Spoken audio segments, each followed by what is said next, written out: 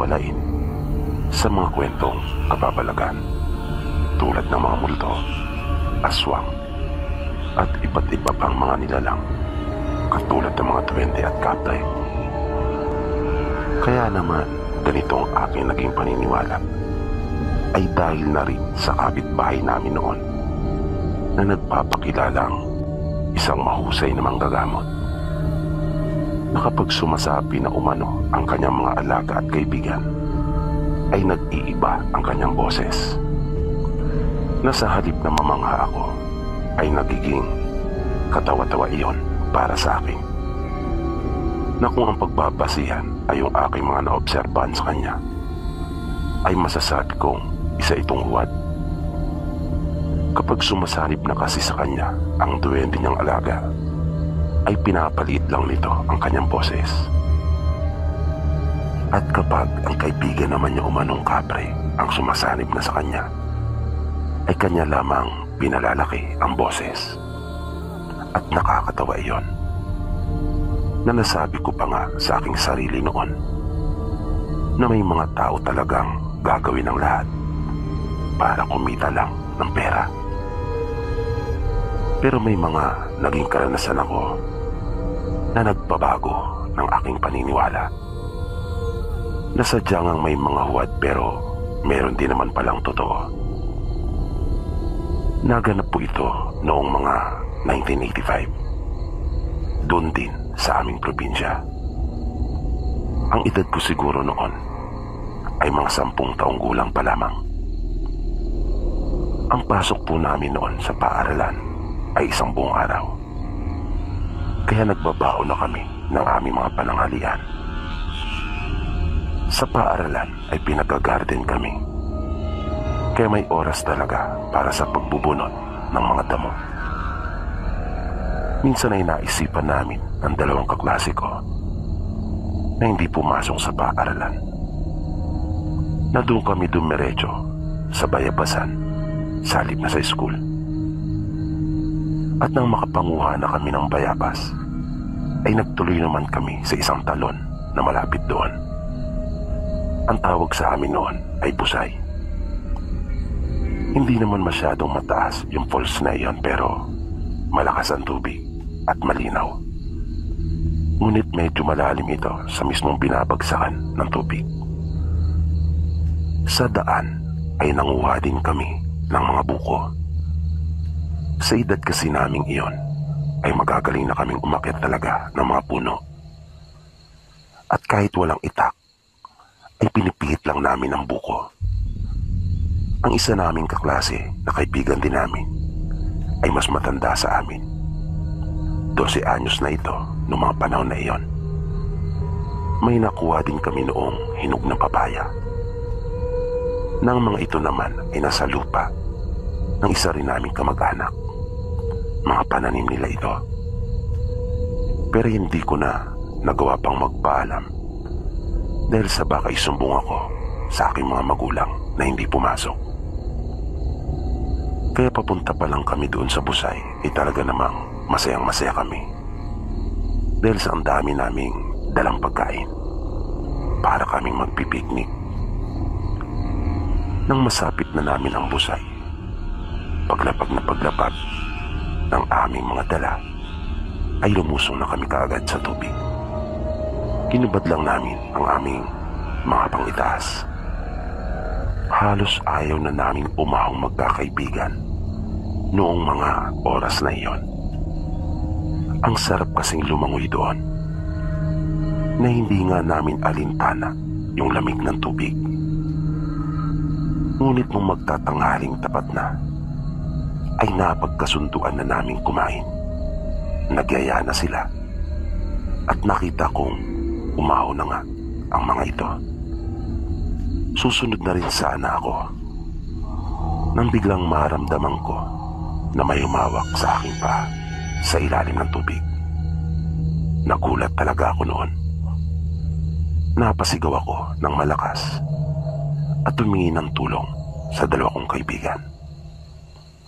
At mas kinabahan palalo ako nang maramdaman kong hinihila na ako noon. Buti na lang at mayroong ugat ng punong kahoy na naroon. Kaya mabilis kong hinawakan iyon ng dalawang kamay. Nagsisigaw pa ako na patuloy humihingi ng tulong. At sinasabi kong may humihila sa paa ko sa ilalim. Talagang kumapit ako ng mabuti sa ugat ng puno.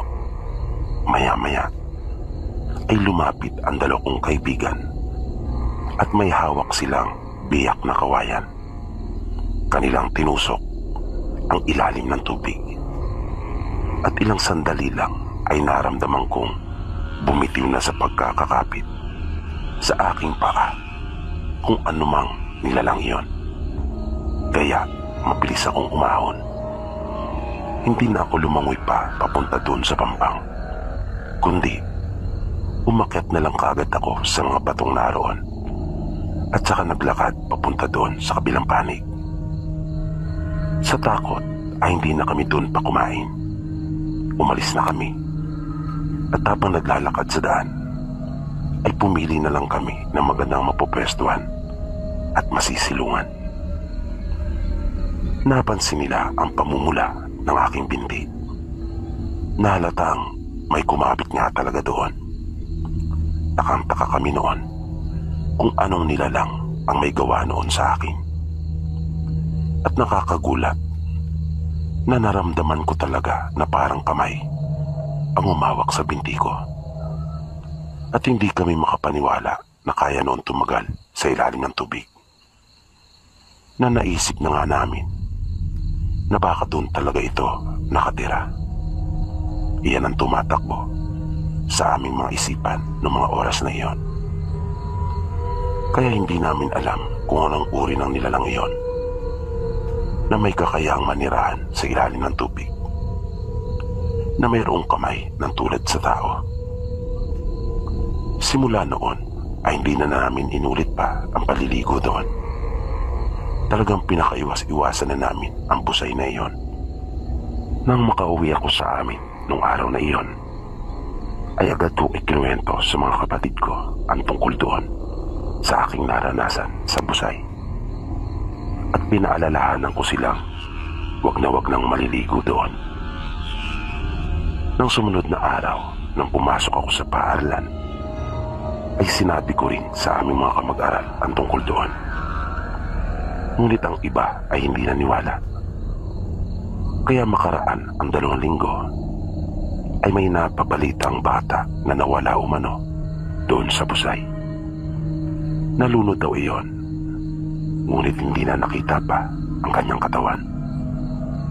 Na nang subukang sisirin pa ng mga kaanak nito, sa pag-asang kanilang makikita ang katawan noon, ay napakalalim daw pala ng busay na iyon. At parang mayroon pa umano itong lagusan. Simula noon ay naging madalas na ang mga ganong pangyayari sa nasabing busay. Na kahit pa nga kasi nalalaman na ng mga tao ang tungkol sa mga misteryosong pagkakawala ng mga bata doon, ay tila hindi pa rin sila natatakot. Kung kaya ilang beses pang nasundan yung mga trahedya doon, hanggang sa ipagbawal na mismo ng lokal na pamahalaan ang pagpunta at paliligo doon. At iyan yung unang karanasan ko na nagpabago sa dati kong paniniwala na mayroon din pala talagang mga di pangkaraniwang nilalang na nakikipamuhay na kasama natin. Ang sumunod kong naranasan ay noong nasa ika-6 na baitang na ako. Pauwi na kami noon mula sa paaralan nang makakita kami ng pinsan ko ng isang malaking burador. Yun kasi ang unang tingin namin doon. Akala namin ay burador lang iyon o tinatawag na saranggola sa Tagalog. Bagaman alam namin bihira naman ang nagpapalipad ng ganon sa amin.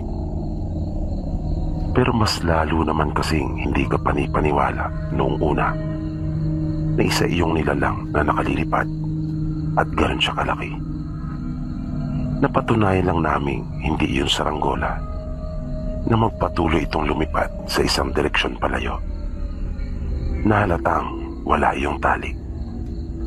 At nakuha pa nga noong dumapo sa isang mataas na puno na nasa ituktok ng bundok.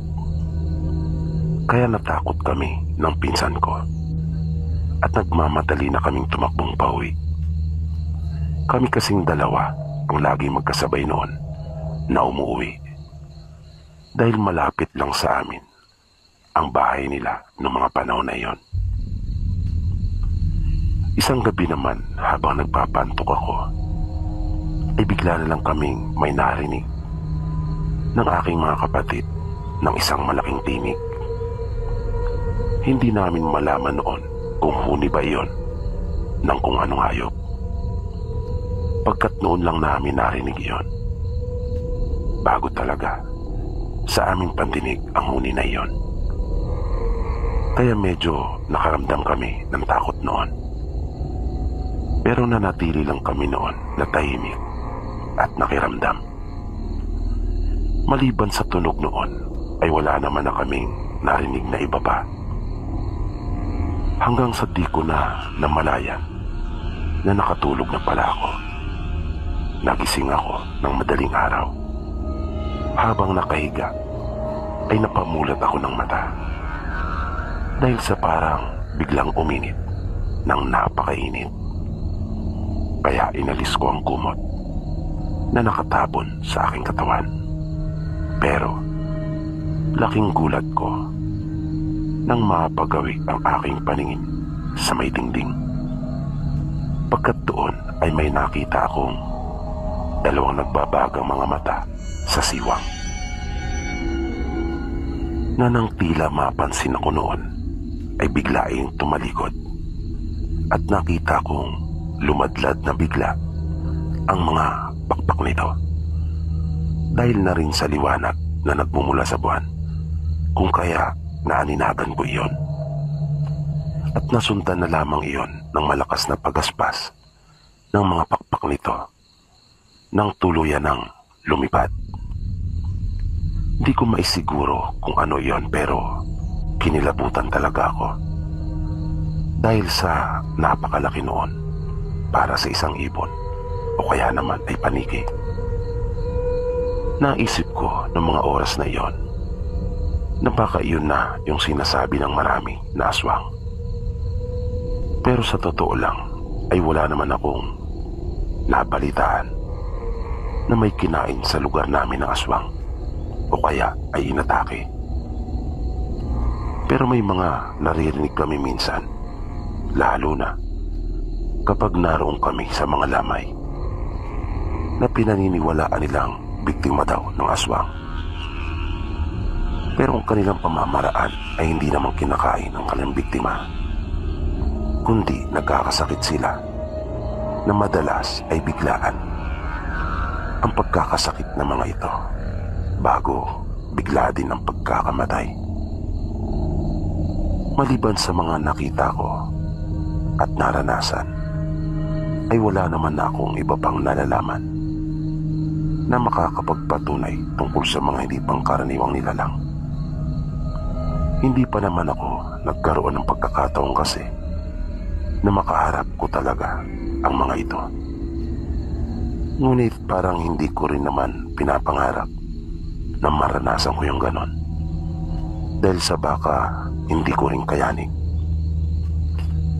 Pero ang lolo namin ay may ikinuwento noon sa aming magkakapatid na nagpapatunay tungkol sa mga aswang na kumakain talaga ng tao. Sa kanilang bayan daw noon ay may napadpad na mga mangangalakal na mula sa ibang bayan. At ang kanilang pangunahing paninda umano noon ay mga kumot at kulambo. Sabi ng lolo namin, ginabi na raw ang dalawang lalaki sa kanilang paglalako ng kanilang mga paninda. Inanyayahan daw ang mga ito na doon na matulog at magpalipas ng gabi sa isang baryo. Nung una ay nag-atubili ang dalawang lalaking dayo na doon makitulog dahil sa nakakahiya umano. At ang isa pa na inaalaala ng mga ito ay medyo hindi nila gusto ang kanilang nararamdaman sa lugar. Masama ang kanilang kutob. Pero dahil na rin sa pagpupumilit ng mga taga roon, ay napapayag din daw ng mga ito ang dalawang dayo sa uli. Nagkaroon pa nga raw ng kaunting salo-salo, nagkainan at nag-inuman, na tila masayang-masaya ang buong baryo sa pagkakaroon nila ng mga panawin. Inasikaso daw nilang mabuti ang dalawang lalaki, na ipinaramdam daw talaga nila ang kanilang mabuting pagtanggap sa mga ito. At nakakagimbal lumano ang mga sumunod na nangyari. Natagpuan na lamang daw nilang wala ng mga buhay ang isang mag-anak na tinuluyan ng dalawa. Nagkalat ang mga dugo sa sahig ng bahay. Wakwak ang kanilang mga katawan at wala ng mga laman loob. At naglaho ang mga ito na parang bula.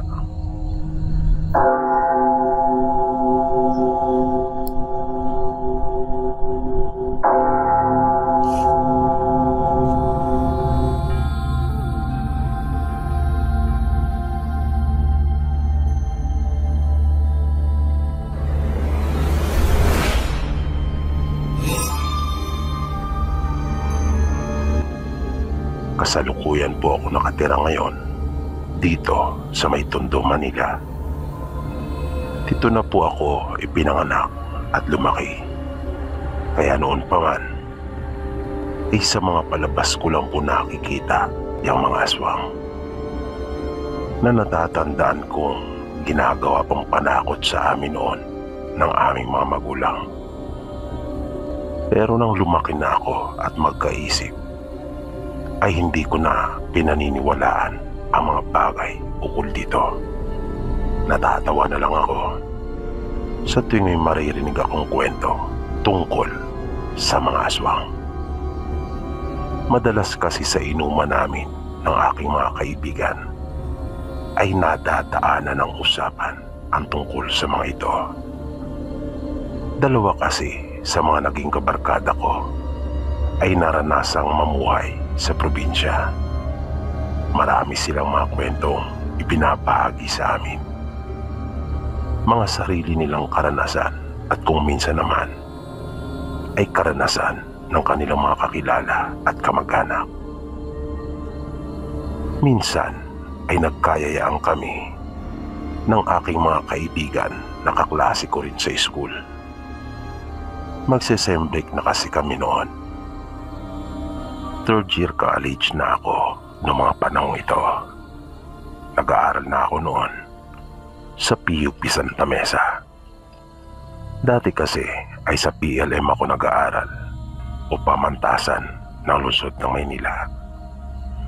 Nung nasa PUP na ako, marami akong mga kaklase na malalayo talaga ang kanilang mga bahay. May mga taga Marikina, Antipolo, San Mateo, Baras, Morong at Tanay.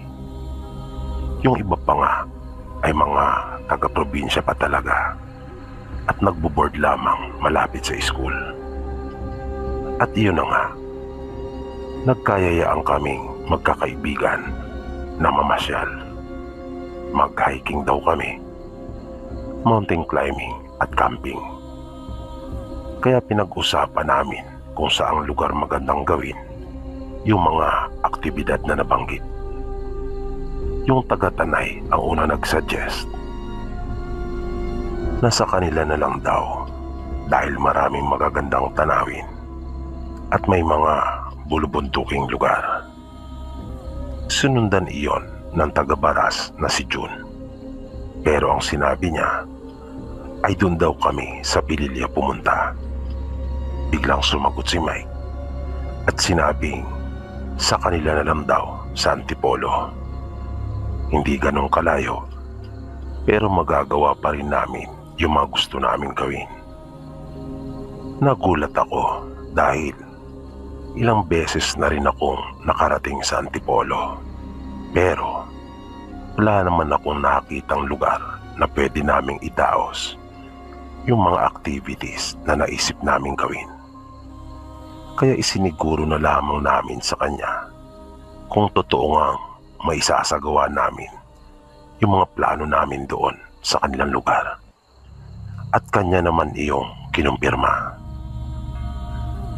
Kaya nung huli, napagkasunduan naming lahat na doon na lang kami kanila Mike sa Antipolo magpunta. Nang sumapit na yung araw ng aming pagpunta kanila Mike, ay maaga akong nagising. Medyo excited din kasi ako noong mga oras na iyon. Matagal-tagal na rin kasi akong hindi nakapamasyal at nakarating sa ibang lugar. Lagi na lang akong bahay paaralan. Nagkita kami noon ni Louie sa may tapat ng JRU, kung nasaan yung terminal ng mga biyaheng pa Antipolo. Yung dalawa naman, si June na taga Baras at si Andrew na taga Tanay, ay doon na lang raw makikipagkita sa amin sa simbahan ng Antipolo. Ganon din si Mike. Kaya bali dalawa lang kami na magkasamang bumiyahe. Nang dumating kami sa simbahan ng Antipolo, ay naroon na silang tatlo. Mula doon, ay sumakay pa uli kami. Natatandaan kong yung way na dinaanan namin ay papuntang Kogyo. Pero mismong pinuntahan namin ay sakop pa rin ng Antipolo. At nang bumaba kami ng sasakyan at magsimulang maglakad, ay doon ako naniwala na mayroon pala talagang lugar sa Antipolo na bulubundukin para talagang probinsya. Yun nga lang, ang layo talaga ng aming nilakad. Pero ayos lang, dahil yun naman talaga yung ipinunta namin doon. Sabi sa amin ni Mike, doon daw kami pupunta sa may mga falls para makapag-swimming daw kami. Bagay na nagustuhan naman namin. Kung kaya, lalo kaming nasabik. Ilang beses din kaming huminto at nagpahinga. Basang-basa na yung damit ko noong mga oras na iyon dahil sa pawis. Ilang oras din yung ginugol namin sa paglalakad, hanggang sa maisipan naming kumain na muna. Nang magkasundo kami magpahinga muli. Pagkatapos naming kumain, ay nagpatuloy na kami. Sa aming muling paglalakad, ay may ilan pa kaming nakasalubong na nakakabayo. At may nakita rin kaming mga kalabaw, baka at kambing. Kaya nasabi ko sa aking sarili na marami pa pala kaming hindi nakikita tungkol sa totoong anyo ng lugar. Napakaganda talaga doon. At sariwa pa ang hangin. Malayong malayo sa ingay at polusyon ng Metro Manila. Maya-maya ay may namataan kaming isang bahay. Isa itong kubo na nagsusolo lang ito, na nakatayo doon sa gitnang bahagi ng bundok. Naisip naming manghingi ng tubig. Naubos na kasi yung mga baon namin. At upang makasilong na rin pansamantala habang nagpapahinga, dahil tirik na tirik ang araw, nakakapaso na sa balat ang init nito. Papalapit pa lang kami sa may bakuran, ay nanawag na kami at nagtao po. Nakailang tawag din kami bago namin narinig ang isang boses na sumagot. Pero nawirduhan ako sa tugon nung nasa loob, na ang sagot niya sa amin ay isa ring tanong. Ang sagot niya sa amin ay tao ba raw talaga? Kaya muli naming inulit yung mga katagang tao po. Medyo napilosopuhan ako sa tanong niyang iyon sa amin. Sabi ko pa sa aking sarili, alangan namang mga hayop kami. Kayong nagsasalita at nakikipag-usap. Pero naisip kong marahil ay masayahin lang na tao ito at nagbibiro lang. Di nagtagal ay bumukas yung pinto na yari sa kawayan. At bumungad sa amin ang isang matandang lalaki. Agad itong magalang na nagtanong sa amin kung ano raw ang aming pakay at kung ano ang kanyang maipaglilingkod sa amin. Medyo nailang ako sa paraan ng kanyang pagsasalita para kasing napakaluma at hindi na bagay sa panahon na iyon. 1997 nga pala na mangyari ito, Sir Pipi. Pero kahit nawiwirduhan ako sa kanya, ay may kung anong humahatak sa akin para patuloy na pakinggan ang iba pa niyang mga sasabihin. Sinabi ni Mike na makikiinom lang sana kami at kung maaari raw ay manghihingi na rin ng mababaon na tubig at pansamantalang makikisilong para mamahingang sandali.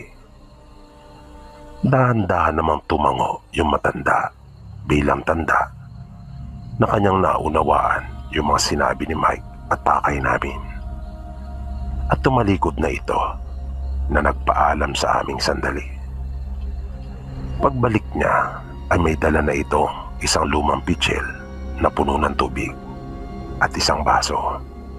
Uminom kami at nilagyan yung aming mga lalagyan ng tubig.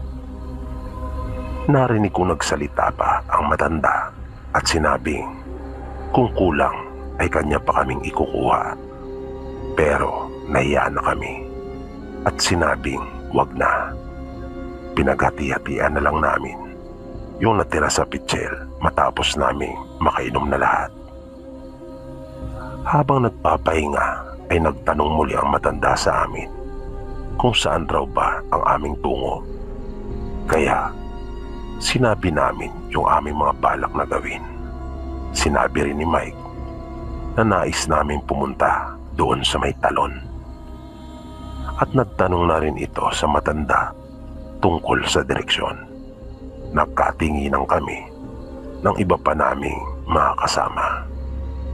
Dahil hindi rin pala talaga alam ni Mike yung lugar na aming pupuntahan.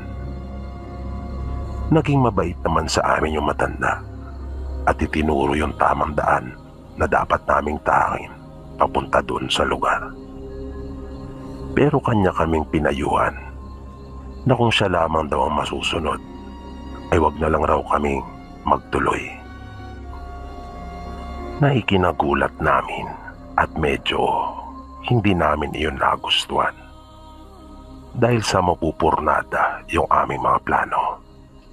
Pagpapatuloy ng matanda, luba umanong delikado sa lugar, lalo pang araw at tayo lang kami. Baka raw kami mapahamak. Aaminin kong nakaramdam ako ng kaunting kilabot dahil sa kanyang mga sinabi, lalo na sa paraan ng kanyang pagsasalita. Pero dahil din doon kung kaya umiral na bigla yung aking kuryosidad at nagtanong ako sa matanda kung ano bang mayroon doon, kung bakit niya nasabi na lubang mapanganib sa lugar. Hindi kaagad nakasagot ang matanda. Sa halip ay tinitigan niya muna kami isa-isa at pagkatapos ay sinabi niyang mayroong aswang na gumagala sa lugar. At bigla pa niyang binawi ang sinabi na hindi lang umano aswang kundi mga aswang. Dahil sa aking narinig ay natawa akong bigla, pero agad kong pinigilan ang aking sarili. Habang ang mga kasama ko naman ay tahimik na tahimik at titig na titig doon sa matanda na halos hindi sila kumukurap na lahat. Sinabi ko na lang na mag-iingat kami at salamat sa kanyang pagpapaalaala sa amin. Pero kailangan naming ituloy yung aming plano dahil sa malayo pa ang aming mga pinanggalingan. Nakulang na nga lang ay idugtong ko na hindi naman ako naniniwala sa mga sinasabi niya. Hindi ako naniniwala sa mga aswang. Hindi ko nga lang alam sa mga kasama ko. Kaya di na kami nagtagal at nagpaalam na sa matanda. Muli kami nagpasalamat sa pagtanggap niya sa amin at pagbibigay ng tubig. Mula sa bahay ng matanda ay malayo pa ang aming nilakad. Halos 2 oras pa bago namin narating yung Batis. Pero habang nasa daan papunta doon sa Batis, ay hindi maiwasang pag-usapan yung mga sinabi ng matanda. Pero sinabi ko sa aking mga kasama na wag na lang naming isipin iyon. Ang mahalaga ay malapit na kami sa aming destinasyon at naroon kami upang magsaya. Nang biglang may naramdaman kami parang mayroong sumusunod sa amin. Kaya pansamantala kaming huminto at nakiramdam. Nang nawala na yung nararamdaman naming sumusunod, ay nagpatuloy na kami sa aming ginagawang paglakad. Nang masapit namin ang Batis, ay humanga talaga kami. Malawak iyon at napakalinaw ng tubig. Sabi sa amin ng matanda, amin lang daw tuntunin iyon at makikita na namin yung talon na siyang pinakapunteriya namin. Walang kabahay-bahay doon sa pook na iyon. Napakaganda talaga ng tanawin. Namangha talaga kaming lahat. Nagpasya kami na magtayo na ng tent doon sa isang bahagi sa gilid ng Batis. At saka na lang namin pupuntahan yung falls. Habang itinatayo namin yung aming tent at inaayos yung aming mga gamit, ay inilabas na ni Andrew yung baon naming inumin. Nagbukas na rin siya ng chichirya. Sinimulan na naming tumagay. Papalubog na noon yung araw. Pumili kami ng isang bahagi doon sa Batis na may kalaliman upang doon maglublob. Napagpasyaan kasi namin maligo na muna nung nangangalahati na yung aming iniinom.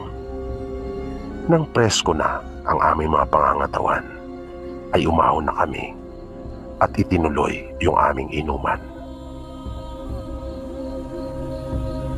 Nakasiga na rin kami noong mga oras na iyon, kung kaya bagaman napakadilim na ng paligid, ay maliwanag na sa aming kinaroroonan.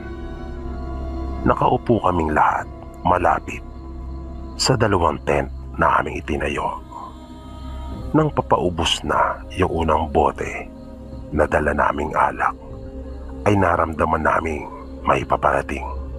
Di nagtagal ay may dumaan malapit sa amin na isang lalaki na nasa edad 30 at isang binatilyong lalaki. Sa palagay ko ay mag-ama ang dalawa. Bumati kami ng magandang gabi, pero hindi sila kumibo. Sa halip ay tumango lamang sila. Tinanong nila kami kung ano ang ginagawa namin doon sa lugar at kung mga taga saan kami. Sinabi namin na nais lang naming maligo at lumayo sa ingay ng Maynila. Nihaya namin sila na sumama muna sa amin sandali, na kanila naman kaming pinaunlakan. Naupo sila magkatabi malapit sa amin. Sinabi nung lalaki na delikado umano sa lugar na iyon.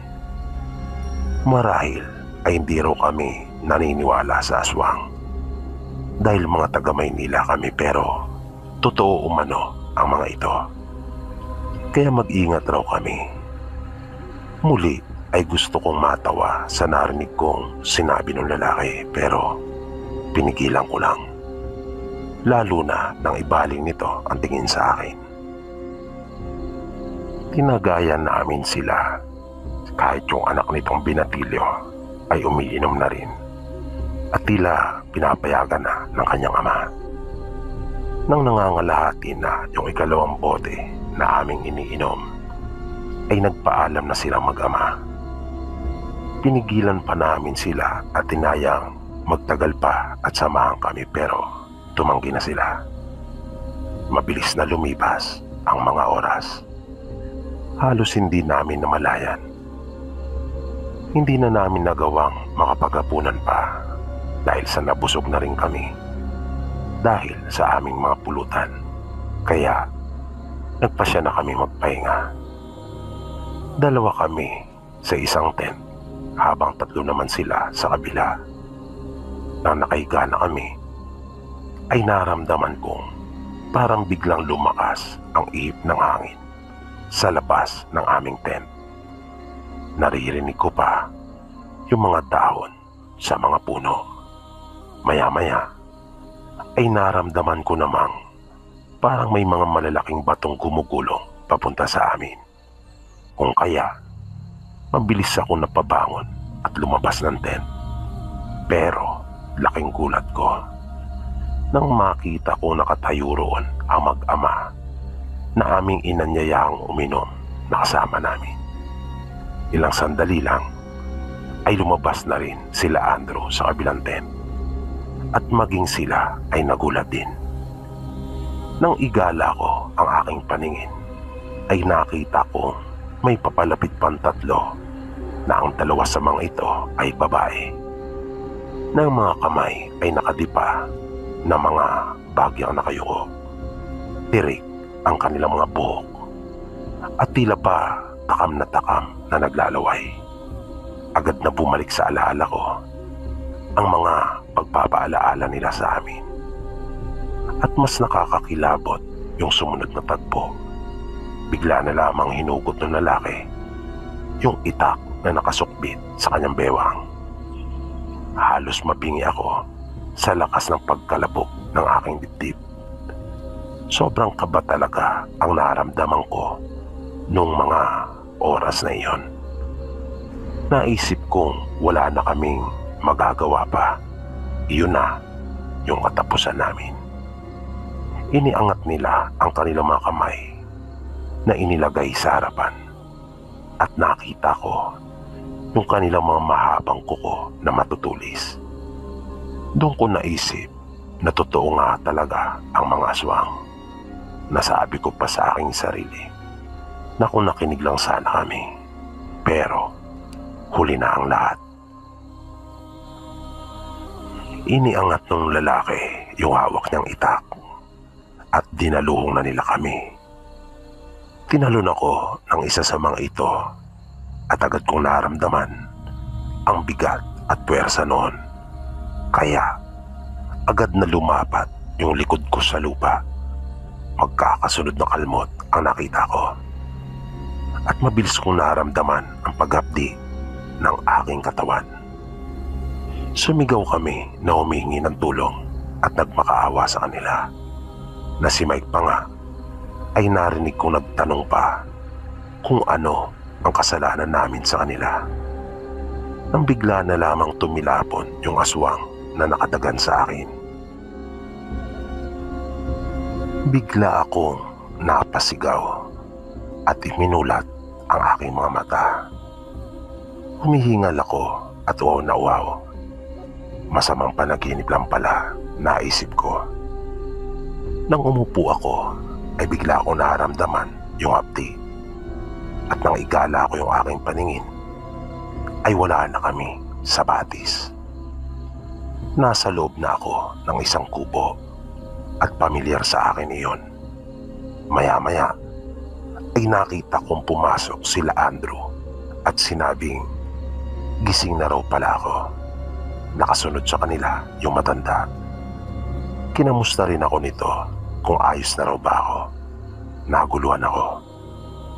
Nang mapansin ni Mike na napaisip ako, ay sinabi nitong buti na lang at dumating si Tatang. Kung hindi, malamang ay nalapa na kaming lahat. Kaya sa mga nagsasabing hindi totoo ang mga aswang, marahil ay hindi nyo pa kasi naranasan.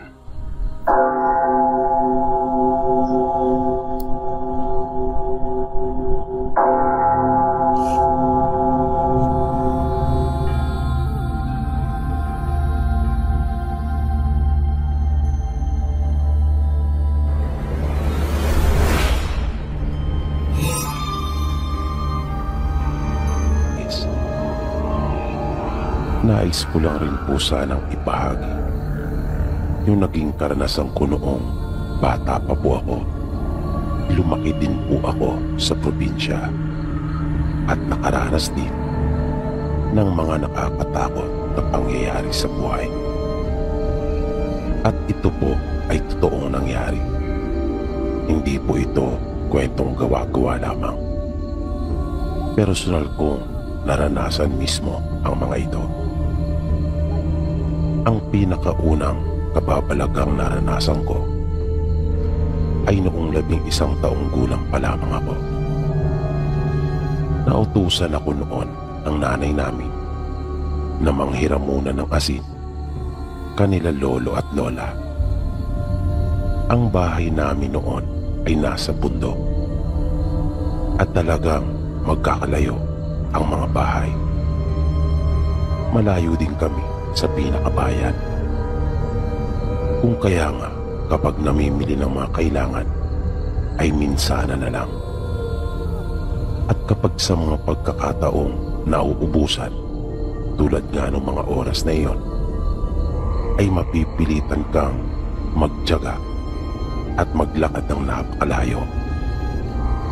Pero dahil sa iyon na ang kinamulatan ko, kung kaya sanay na rin ako, lalo na sa mga mahabang lakaran. Normal na kasi iyon doon sa amin. At iyon na nga, nang hindi mamalaya ni nanay na wala na pala kaming asin, ay kanya akong inutusan na manghingi na muna sa kanyang mga magulang at kanya na lamang itong papalitan kapag nakapagpabaya na siya. Pagdating ko noon sa bahay nila lola ay hapon na. Sa tansya ko ay pasado na iyon, 4:00. Kaya hindi na ako nagtagal pa at agad nang nagpaalam. Wala pa naman akong kadala-dala na kahit anong ilawan. Kung kaya hindi ako maaaring gabihin sa daan. Kaya may kasama ng takbo ang ginawa ko paglalakad pabalik sa amin. Nang tatawid na muli ako ng batis, ay napansin ko tila tumaas yata yung tubig. Nakaraniwan namang hanggang binti lamang ang lalim noon.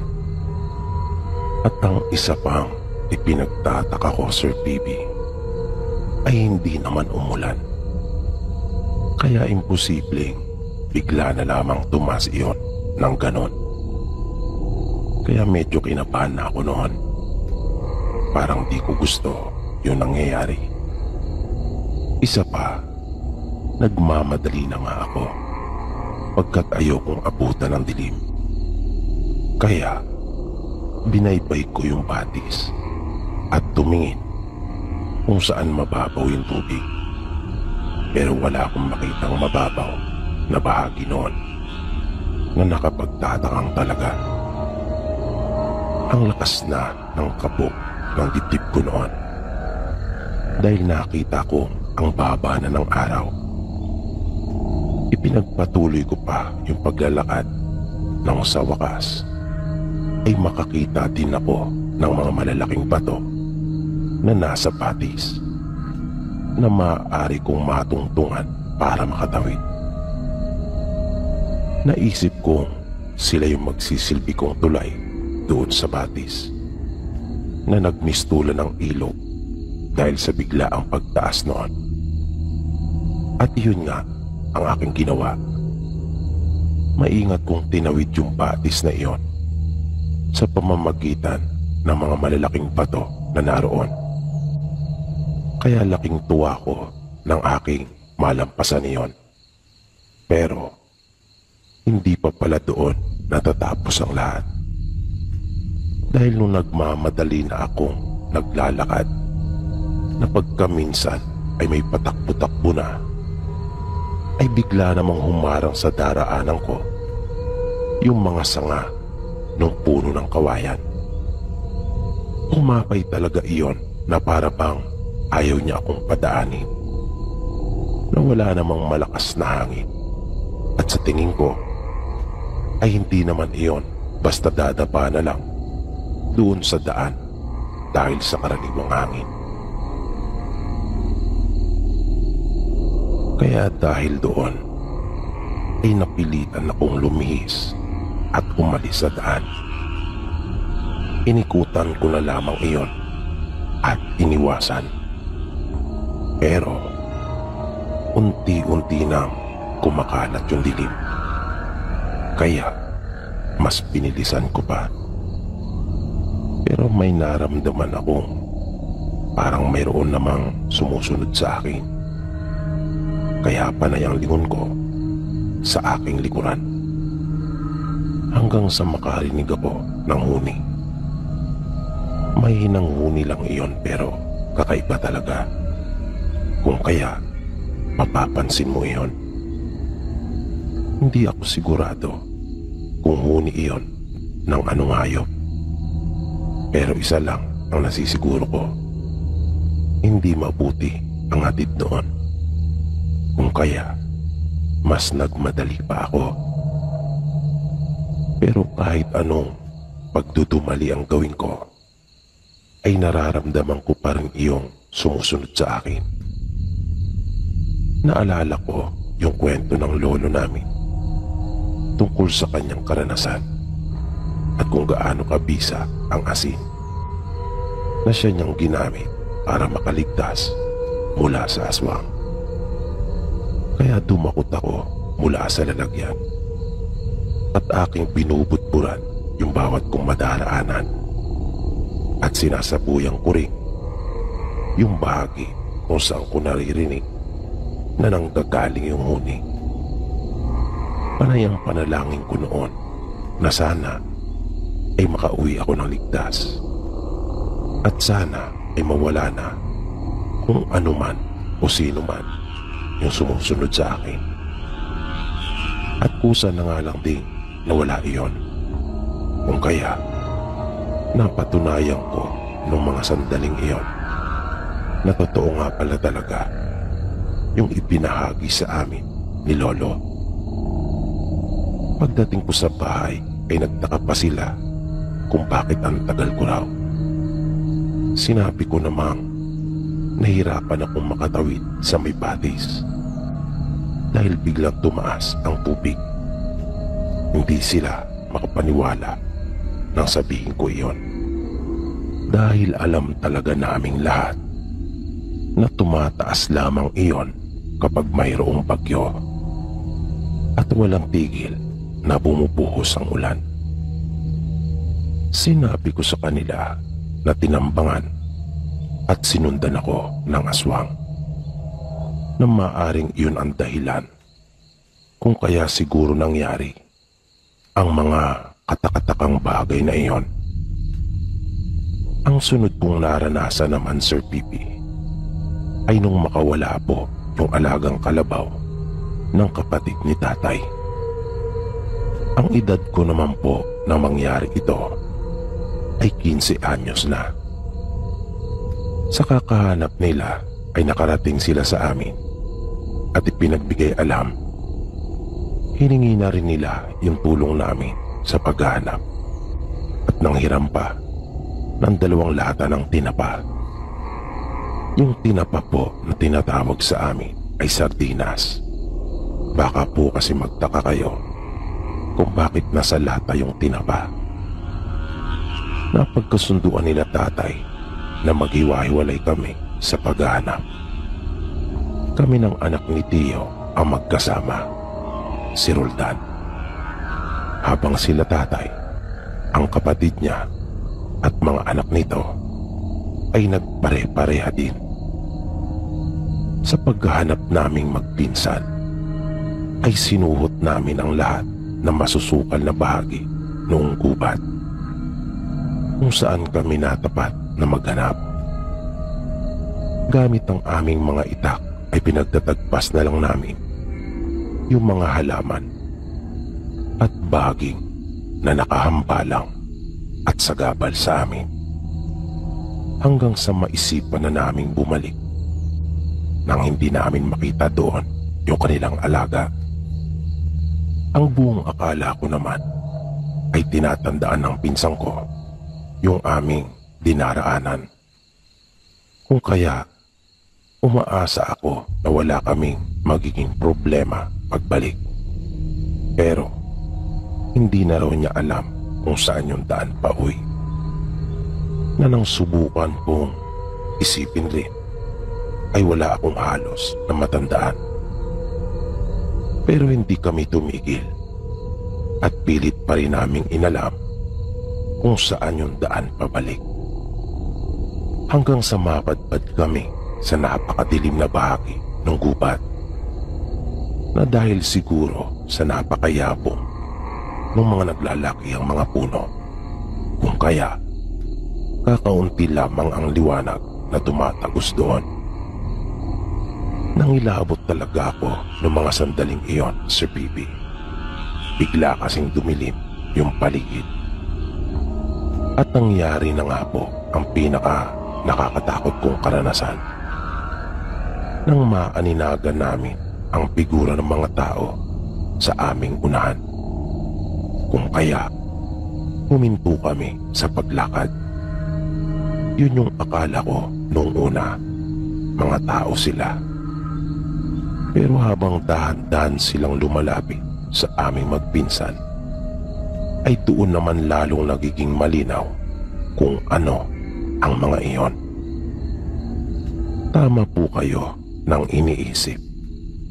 Hindi pala sila mga karaniwang tao, na yung kanilang mga nguso ay nagsisihabaan dahil sa mga ngiping nakausli, na oo nga, at nakadamit din naman sila tulad ng sa amin. Pero masasabi mo kaagad sa unang tingin pa lang na ibang-iba talaga sila. Na sa unang pagkakataon pa lang na sila ay makita mo, ay masasabi mo na kaagad na sila ay mga aswang. Nung puntong iyon, Sir Bibi, aaminin ko na sobrang takot po talaga ang aking naramdaman. At sigurado akong ganon din yung naramdaman ng pinsan ko, na sa tindi ng takot ay hindi na talaga namin nagawa pang gumalaw. Hindi na talaga kami nakakilos pa. At dahil tiyak rin naman kasi namin na maabutan nila kami, na para bang nawalan na kami kapwa ng pag-asa. Talagang matinding kilabot yung bumalot sa amin, na para bang nanigas na lamang kami sa aming kinatatayuan. Bawat anyo kasi nila ay nakakatakot talaga.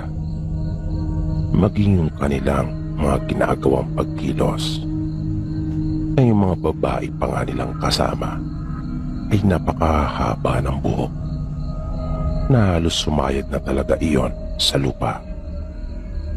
At yung mga mata nilang nakatitig sa amin ng matalim habang lumalapit, na halos hindi po sila kumukurap at hindi nila iyon inaalis sa amin.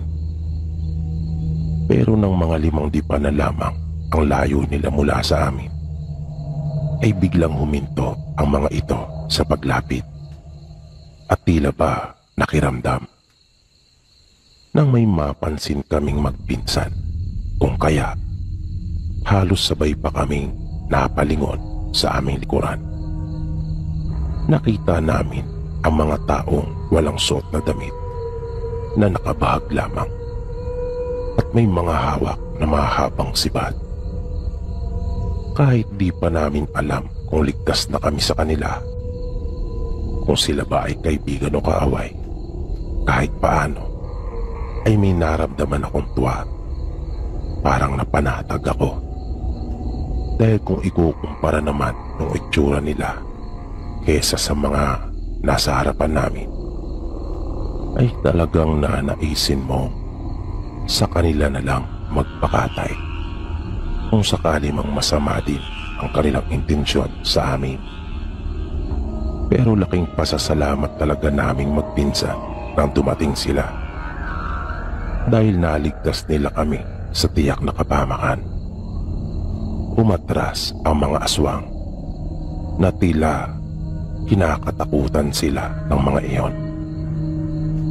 Kanila kaming isinama sa kanila at doon ay kinausap, at kanila pa kaming pinainom ng tubig. At bago kami magpaalam ay nagpasalamat muli kami sa kanila. Sa tuwa namin ay ibinigay namin ng pinsang ko yung sardinas na kanilang hiniram sa amin, at tila nagustuhan naman nila iyon. Tuwang-tuwa sila. Sa katunayan ay binigyan nila kami ng mga alaga nilang manok at isang bihik. Sinamahan din nila kami palabas ng gubat at itinuro nila sa amin yung tamang daan pabalik